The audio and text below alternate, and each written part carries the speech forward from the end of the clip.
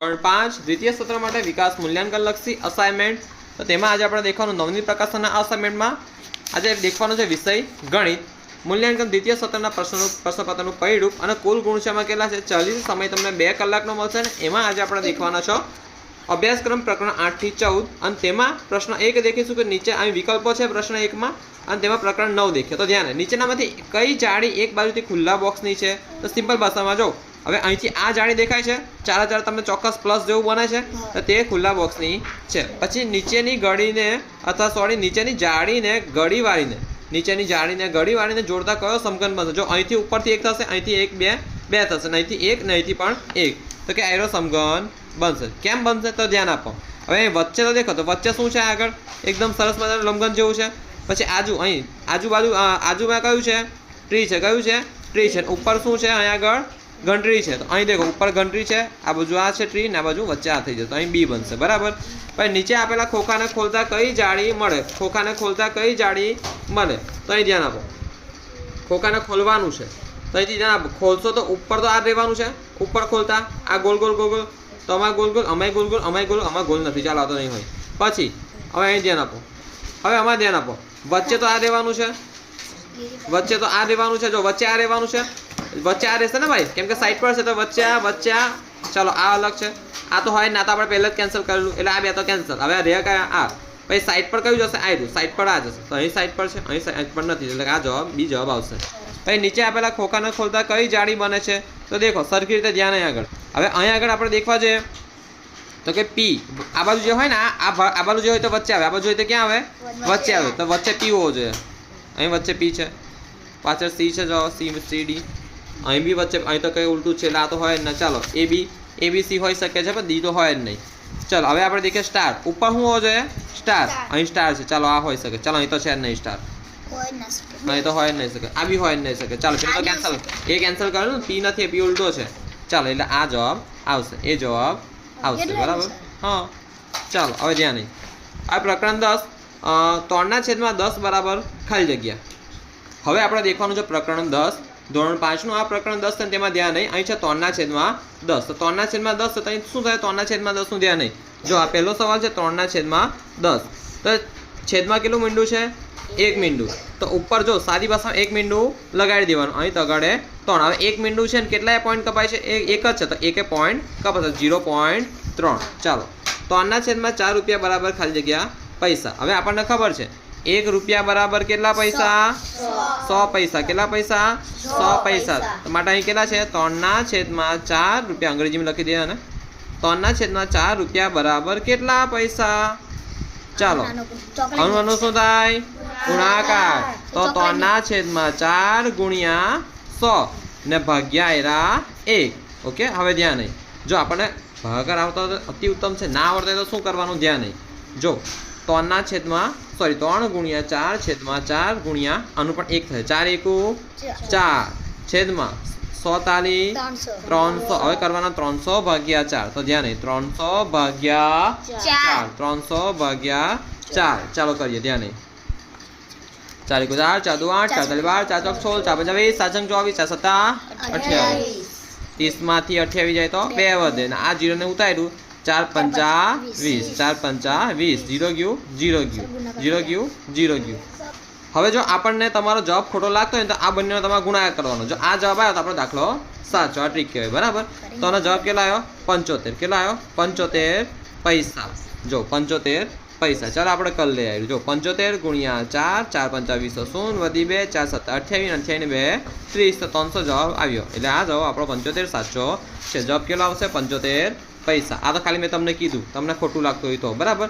હવે એક પેન્સિલની કિંમત ₹3.50 હોય તો 4 પેન્સિલની કિંમત કેટલી થાય? એક પેન્સિલની કિંમત દેખજો અહીં આગળ, તો અહીં લખજો, આ કયો દાખલો છે? ત્રીજો, તો લખવાનું એક પેન્સિલની કિંમત, ચાલો ધ્યાન અહીં, એક પેન્સિલની કિંમત બરાબર કેટલા છે?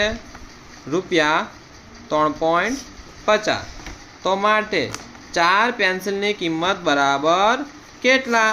આનું શું થાય? ગુણાકાર, 4 ગુણ્યા 3.50 ભાગ્યા 1, હવે 3.50 છે, કેટલા છે? 3.50 છે, તો 3.50 ને જો અહીં ધ્યાન આપો, હું પાછળ લખું, આ બરાબર પાછળ લખું છું, ચાલો 4 ગુણ્યા 3.50 ભાગ્યા 1. હવે 3.50 છે, 3.50 ને કેમનું લખાય? ધ્યાન નહીં. 350 ના છેદમાં કેટલા લખું ભાઈ? હા, 100 લખું. 350 ના છેદમાં 100 લખું ને ભાઈ. 1 તો હોય પણ પોઈન્ટ પછી કેટલી સંખ્યા છે? 2. જો પોઈન્ટ પછી 1 અને 2 સંખ્યા, તો નીચે કેટલા શૂન્ય આવશે? 1 અને 2. 2 શૂન્ય આવી ગયા. તો સાદી ભાષામાં ધ્યાન નહીં. તો આને એમ લખવાનું 3.50 શું લખવાનું? 350 છેદમાં 100. ધ્યાન નહીં. તો 4 ગુણ્યા 350 છેદમાં 100 ને એકડ 1 તો છે જ, તો 1 ગુણ્યા 100 કરી દેવાનું. હવે ધ્યાન આપવાનું. શૂન્ય ગયું, શૂન્ય ગયું. આપણે અહીંથી પછી 2 દુ 4, 2 પંચા 10, 7 પંચા 35, 5 ગયા 5 ગયા, 2 ગયા 2 ગયા. વધ્યું શું? 2 અને 7. તો 2 સત્તા 14. તો કેટલા રૂપિયા આવશે? રૂપિયા 14. જો આવી રીતે ના આવડતું હોય તો આવી રીતે કરવાનું. 4 ગુણ્યા 350 છેદમાં 1 ગુણ્યા 100. આવી રીતે કરવાનું. શૂન્ય ગયું, શૂન્ય ગયા. આ તો આવડે તમને, હે ને? પછી કરવાનું 35 ગુણ્યા 4. કેટલા કરવાનું? 35 ગુણ્યા 4. 4 પંચા 20, શૂન્ય વધી 2, 4 તાલી 12, 12 ને 2 14, 4 પંચા 20, 20 શૂન્ય વધી 2, 4 તાલી 12 ને 2 14, શૂન્ય ધ્યાન નહીં, શૂન્ય 8 2 280. તો 280 ના છેદમાં 280 ના છેદમાં જો પેલું 4400 તો હતું, બાકી જવાબ ડાયરેક્ટ શું? 35 ચોકું 140, 35 ચોકું 140, 4 પંચા 20 શૂન્ય વધી 2, 4 તાલી 12, 12 ને 2 14. તો કેટલા આવ્યા? ડાયરેક્ટ 140. હવે 280 ખોટું બકા શું આવશે? 140. હવે ધ્યાન આપો. 140 છેદમાં કેટલા લખું? 10. શૂન્ય ગયું, શૂન્ય ગયું. જવાબ શું આવ્યો? એકડ ચોગડ 14. તો રૂપિયા 14 તમારો જવાબ આવે છે ને. અહીં તો ડાયરેક્ટ આવતો પણ આ ઉડાવતા તમને આવડવું જોઈએ. ઉડાવતા ક્યારે આવડે? જ્યારે ઘડિયા તમને કમ્પ્લીટ આવડતા હોય ત્યારે. ચાલો આગળ કરીએ. ધ્યાન નહીં. 0.5 સેમી બરાબર ખાલી જગ્યા મીમી થાય. હવે ધ્યાન નહીં. તમને ખબર છે ભાઈ, જો પેલા 0.5 સેમી ને તમને લખીએ. 0.5 સેમી એટલે કેમનું લખાય? કેટલા પોઈન્ટ પછી કેટલી સંખ્યા છે? એક સંખ્યા છે. અથવા કેટલી સંખ્યા પછી પોઈન્ટ છે? એક સંખ્યા પછી પોઈન્ટ છે, બરાબર ને? તો ધ્યાન નહીં આગળ. તો પહેલા કેટલા લખવાના? 5. છેદમાં કેટલા લખું? 10. હે ને? એક જો પોઈન્ટ પછી એક સંખ્યા, તો અહીં પણ 1 મીંડું, બરાબર? તો આને શું લખાય? 5 ના છેદમાં 10 સેમી. હવે ધ્યાન નહીં. આપણને ખબર છે. ચાલો 1 સેમી બરાબર કેટલા મીમી? 10 મીમી. 10 મીમી ને? તો માટે આવું લખાય. માટે 5 ના છેદમાં 10 સેમી બરાબર કેટલા મીમી? ચાલો અનુ શું થાય? અનુ અહીં 1 છે એટલે ભાગો નહીં, ભાગો ચાલશે. ચાલો ધ્યાન નહીં. તો કે 5 ના છેદમાં 10 ગુણ્યા 10 ને ભાગ્યા 1. 10 એકુ 10 ને 5 એકુ 5. તો કેટલા મીમી થાય? 5 મીમી. કેટલા મીમી થાય? 5 મીમી. એટલે આપણો જવાબ જે છે 5 મીમી તે સાચો છે. ચાલો હવે ધ્યાન નહીં. હવે ગણાવું 5મો. જો રમણની ઊંચાઈ 1 મીટર અને 40 સેમી છે. તો નીચેનામાંથી કેમનું લખાય? જો શું લખવાનું છે? 1 મીટર કેટલા સેમી? 40 સેમી. તો કેમનું લખાશે? 1 પોઈન્ટ કેટલા લખાશે? 1.40 મીટર. 1.40 મીટર. 1.40 મીટર. 1.40 મીટર. હવે ધ્યાન નહીં. નીચેનામાંથી કયું સાચું નથી? તો ધ્યાન નહીં. 3.5 સેમી બરાબર 3 સેમી 5 મીમી. 3 સેમી 5 મીમી આ સાચું છે. 3.5 મીટર બરાબર 3 મીટર 50 સેમી સાચું છે અને 50 સેમી સાચું છે. ધ્યાન નહીં. 3.5 રૂપિયા બરાબર 3 રૂપિયા 5 પૈસા ના યાર. 3.5 રૂપિયા બરાબર 3 રૂપિયા 5 પૈસા સાચું નથી. 5 પૈસા ના પણ કેટલા આવે? 50 પૈસા. કેટલા આવે? 50 પૈસા. જો ધ્યાન નહીં. 3.5 રૂપિયા બરાબર કેમ ના લખાય? જો 3 રૂપિયા તો છે જ, તો 3 રૂપિયા તમારે લખી દેવાના. હવે 3 રૂપિયા ના કરો, 3 રૂપિયાની જગ્યા શું આવે? 0.5 આવે. 0.5 આવે ને? હા. હવે આપણને ખબર છે સરખી રીતે આ 0.5 છે.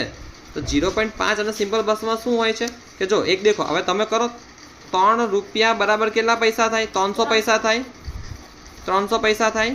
હે ને? કેમ થાય? તો કે આવું 1 રૂપિયા બરાબર કેટલા પૈસા? 100 પૈસા. હે ને? તો હવે ધ્યાન આપો. તો માટે 0.5 રૂપિયા બરાબર કેટલા પૈસા? ચાલો અનુ શું થાય?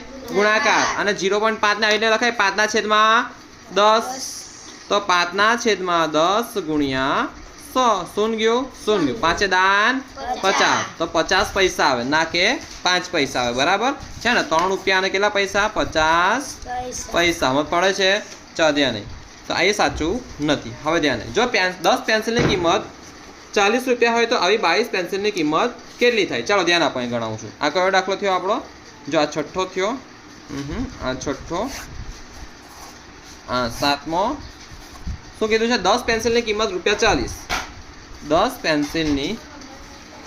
પેન્સિલની કિંમત કેટલી છે 10 પેન્સિલની કિંમત કેટલી છે ₹40 તો માટે કેટલી કિંમત છે આવી 22 પેન્સિલની કેટલી તો માટે 22 પેન્સિલની કિંમત બરાબર કેટલા રૂપિયા ચાલો અનુ શું થાય ગુણાકાર અનુ તો 22 ગુણ્યા 40 છેદમાં કેટલા લખું 10 શું ગયું 22 ચોક 88 કેમનું થાય ધ્યાન નહીં 4 દુ 8 4 દુ 8 તો કેટલા આવ્યા 88 તો કેટલા રૂપિયા 88 તો માટે 22 પેન્સિલની કેટલી કિંમત થાય 88 કેટલી થાય 88 હવે આ છેલ્લો દાખલો છે 6 મીટર લાંબી પટ્ટીમાંથી 30 સેમી માપના એક સરખા કેટલા ટુકડા થાય તો એ તમને 6 મીટર લાંબી પટ્ટી કીધી છે 6 મીટર નહીં 30 સેમી કીધું છે તમે શું કરો મોટામાંથી નાનામાં ફેરવો બરાબર તો 6 મીટર છે આપણને ખબર છે 1 મીટર બરાબર કેટલા સેમી 1 મીટર બરાબર 100 સેમી કેટલા સેમી 100 સેમી માટે અહીં કેટલા મીટર છે 6 મીટર તો માટે 6 મીટર બરાબર કેટલા સેમી અનુ શું થાય ગુણાકાર ને અનુ 6 ગુણ્યા 100 છેદમાં 1 તો 600 આવ્યું 100 છંગ 600 તો 600 સેમી 600 સેમી હવે 600 સેમીના આપણે ટુકડા કરવાના છે પણ કેટલા સરખા તો કે 30 સેમીના તો શું કરો અનુ ભાગાકાર કરજો 600 ભાગ્યા 30 600 ભાગ્યા 30 જો આવું કરવાનું એનું કરવાનું કેમનું ધ્યાન નહીં 30 સેમીના કેટલા ટુકડા એક ટુકડો જો છે ને 30 સેમી માપના એક સરખા ટુકડા એટલે 30 સેમીનો કેટલો ટુકડો એક ટુકડો કેટલો ટુકડો એક ટુકડો તો માટે કેટલા સેમી થયા 6 મીટરની નાની પટ્ટી છે એટલે 6 મીટરની જગ્યાએ કેટલા લખીએ આપણે 600 સેમી તો માટે 600 સેમી બરાબર કેટલા ટુકડા ચાલો અનુ શું થાય ગુણાકાર તો 600 ગુણ્યા 1 ને અનુ ભાગ્યા 30 600 ભાગ્યા